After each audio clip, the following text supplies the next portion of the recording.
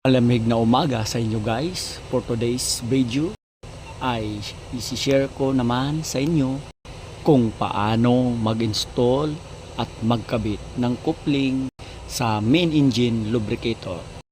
Tara, samahan nyo akong panoorin ang video na ito.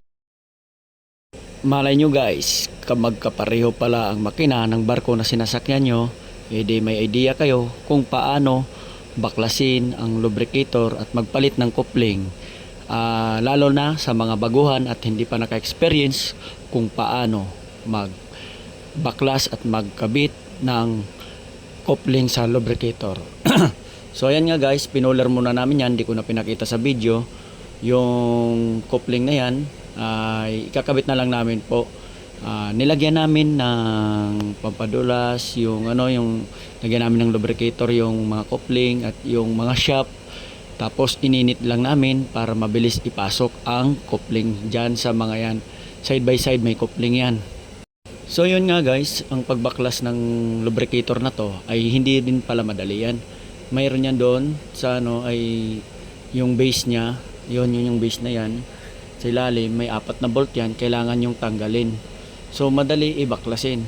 So mamaya ang pagkabit naman dyan ay iba din ang estilo ng pagkabit niyan. Kailangan mo rin baklasin yung kabilang side ng lubricator. Yan.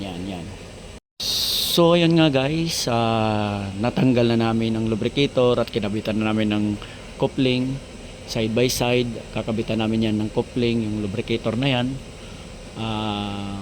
Tsaka amin na i-install dito sa main engine. So yun, sinasampak na namin. Yun nga, dahil hindi magkasya, dahil bangga siya. So ngayon, hinasa namin muna yung sa may K ng coupling para ma-smooth ang paglagay sa kabila, sa kapares niya. So yun guys, ikakabit na namin. Pagkatapos namin ikabit yan, ay ititesting namin. Ayan manual namin ikutin, reverse forward na pag-ikot kung okay at success yan. So ngayon, nung smooth na, ikakabit na namin yan, yung mga fittings nya ng mga lubricator, at saka namin ititesting ang kanyang operation.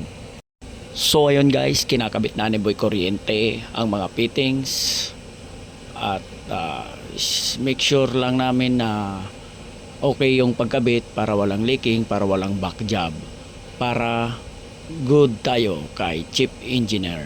So ayan guys, tinesting na namin. Ayan, mayroong, kita nyo yung parang bearing na yan, yung yan yung pan-testing namin sa lubricator. Pag once na move yan, ibig sabihin okay, success yung aming pagkabit ng aming lubricator at saka ng coupling. Ang makina po pala namin guys ay CPP, meaning Controllable Pitch Propeller. Ang tatak ng makina namin ay Hansen. Thank you for watching. God bless.